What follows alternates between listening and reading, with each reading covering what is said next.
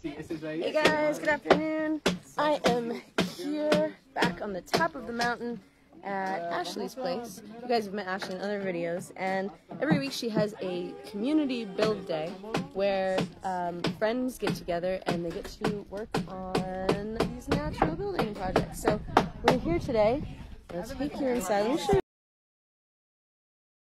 what's going on here. So we're doing a different, hey Dee, would you mind for a second, just while I'm doing this for a few minutes, can we just turn off the music for a sec? Okay, thanks, I appreciate it. We'll turn it right back on. So we did a different technique last time using just cob, and this time we're doing something else where they're packing the straw in, which is pretty amazing. So it's a mixture of straw, clay, sand, and water, and up top here we have the cob, which is more a mixture of more clay, and so this is what's being used to fill the walls. So you can see all these beautiful people working on it. Here's good old Kyle from the farm, and David, who's the sexy man from the farm. I mean, look at that beard. There we go. It's beardly. It's quite Christ-like, sir. Well done. Yeah, I'm working on it. So do you know about this? You've done this before. What can you tell us about this technique? This technique. Can you tell us about this, sir? Jesus. We're just kind of winging it. Like, I'm not even sure if this is going to be straw or cob in this form here. So I'm not sure if it's going to be the same as down here or the same as over here. I think it's going to be this. I think this is what we're doing. So all that stuff is in the middle. Okay. Yeah. Wait. So he's talking about down here. So flip it. Flip it. Come on. There we go.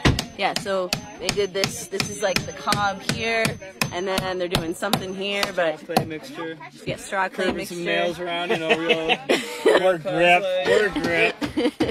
Now we need another form on here, eh? And what I love is we're just doing it ourselves, and you're kind of even just figuring out what's best. I'm just a guy. I'm just a guy, man. This isn't my real job.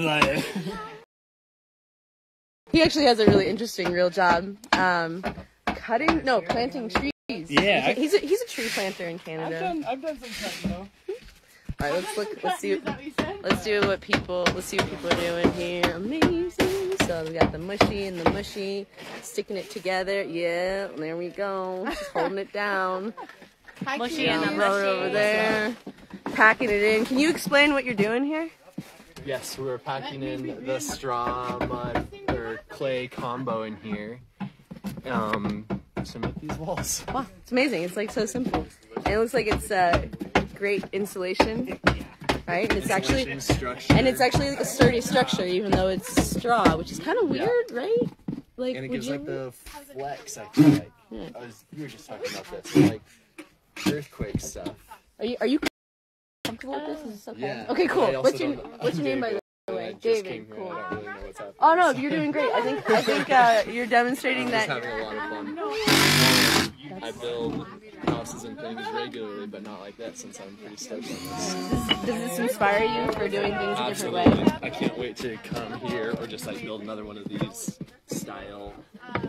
Yeah, Nelda says, hot men. Yes, it is a very hot day today, and this is a man. Well done. Hot men. Hot men. And women. Look at that smile. Look at that amazing smile. Oh, hey. Hello. And beautiful, strong women. Thank you, Monica. Thank you. Awesome. Thanks, David. Cool. Whoa. What we got? Hey, Bills. Let me jump down. Yeah, beautiful. Wait, come on. There we go. Beautiful human. Oh. So let me show you over here. Hey, are we doing it? We're doing it.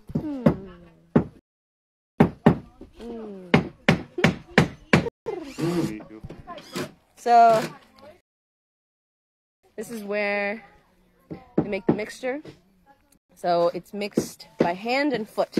So, that feels so good, guys. It is such a hot day, and to get my feet in this mud feels so good. So, wow, look at that gigantic egg beater. But that's just an ostrich egg beater. So essentially what we do is we combine different amounts of water, You see this is clay. There's also, well, there was some sand over there and straw.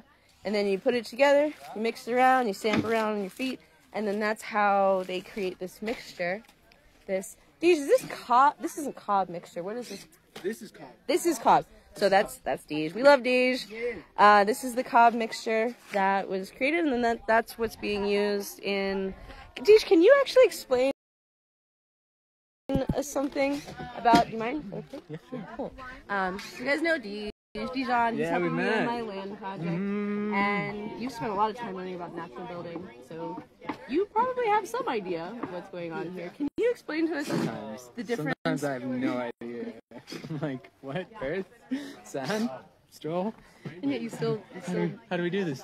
you're still doing it. I think that's what's cool. Is like you don't need like a certificate, you don't need a diploma, you don't need like, you know, you just need to be willing to like get dirty and have fun and be with friends and learn and like do the thing and like experiment and just do it. Yeah, and feel.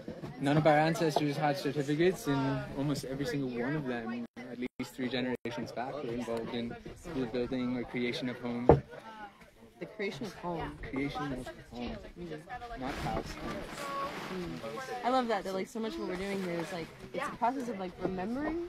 Like I'm always teaching people about like fermentation and stuff, and it's like this is how your ancestors preserve food like for the winter and like survive. Like these are not new techniques; these are like really ancient techniques. They were critical. Like without beer and without the yeast for breads, like we would have probably died. Like we didn't have those technologies during the winter months.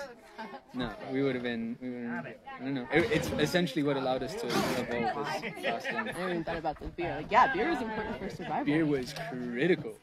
Yeah, absolutely. And we had a slightly higher tolerance for alcohol than most other animals, which also allowed us to survive off of rotting fruit. Because we could still make good choices and navigate the world and, you know, not like fall off cliffs and shit. So, yeah, anyways. And what's fascinating is that ancestrally, you know, especially in, for instance, Japanese. I have one more that needs to be hammered. We'll finish with you. Like the Japanese have a really brilliant culture of natural building, timber framing. Honestly, one of the most advanced culture of building in the world. Their forestry system is unmatched, and fermentation is such a critical part of their plaster systems that their parents will leave their plasters fermenting for 20 years for the next generation. No way. Yeah. So, and we do we're like, oh yeah, 1 month or 6 month lime plaster preparations. And we think, you know, great, that's, 20 years plus. It's insane. God, I never even thought about fermenting your building materials. Even this technique, like clay straw. Like clay straw, yeah. So tell us about what's going on here. So we have a combination of straw, clay, water, right? Straw, clay, water. No sand? No sand. Oh, okay. Straw, clay, and water. The clay, I mean, technically the clay has sand. Clay, in most circumstances, is never pure clay. We're using earth, tierra, from the land, right? Literally from our excavations, from our foundations, we dug out. This is what we're using in our wall systems. And it's got clay, it's got sand, it's got silt. It's never pure clay. Yeah. Pure clay comes from lots of refinement, right? Okay. So technically, yes, there is a little bit of sand in here, there's some silt, but we'll call it just clay-rich soil. Okay. And what we do, and did you guys get any footage of what was happening with the mixing? No, not this time. Okay, fair. Essentially, we're just putting this really light coat of clay slip, which is like a watery clay mixture, and we're coating the straw, tossing it like a salad dressing, and then compacting it in, if you want to see here. So, okay, it's usually a little bit more clay-rich than this, but essentially clay water. Oh wow, okay. Right? It's definitely more viscous. I prefer like peanut butter smoothie consistency. Oh, yeah. Is my preference, right? And then we pack it into these forms and remove them immediately. So it's like what people do for concrete work. It's called form boards. Wow. And then we like remove this form board, we'll lift it up, and we'll just keep on packing, and we'll lift it up and we'll keep on packing, and essentially. And this is strong enough to withstand the elements? Like, what's the benefits of this style? So this style is rad because if you want a naturally insulated material, straw, but you don't have consistent straw bales, or you don't need to build such a huge wall. Like straw bale building usually are very thick walls. They're up to 2 feet, right? Castle wall. It's a castle wall. Or a fort. Which is great when you're in super like extreme climates or cold climates, right? You've got a lot of insulation. Brilliant. Here in Guatemala, it's so temperate, we don't need that much straw. So this is like a balance between having what is referred to as thermal mass, so having a bit more density with the clay element, a lot of more compression than just a straw bale, but then also the straw element. And so the straw is the majority of the volume that fills in between a timber frame structure. So we've got all the the tensile strength, we've got the shear strength, essentially like the structure alone could stand, and we could have put in like insulation bats, which are common conventional materials. So then we're gonna put something on the outside of this, right? This is still gonna get a plaster, so external we're gonna do a lime plaster because it's way more resistant to weathering, stronger, more resistant to rain especially. Okay. And then on the interior we're gonna do an earthen plaster. And you'll see, like, this has a lot of grip, right? There's a lot of texture for the plaster to grip into and lock into. Wow. And then you can sculpt the plaster too? Where does the sculpting step come in? Probably going to be more interior for sculpting. And we'll do some funky little shelves, and we'll inlay some magic, make some altars, you know?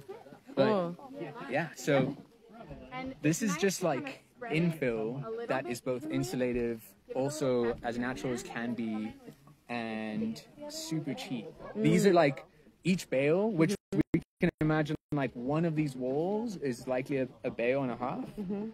Each bale is like $2. Wow. Damn. And earth from our own land, right? So it's like, okay, fair enough, with a little bit of logistical costs, like let's say it was $3, max $4 per bale to get here. So our whole like wall infill system is like max $50. Oh my god. Right? That's amazing. And natural, and with that lime plaster, like almost impermeable. Wow. Wow. Thank you for explaining that. I was wondering. Yeah. That's awesome. Cool. I want to see the giant egg beater. Is that for ostrich eggs?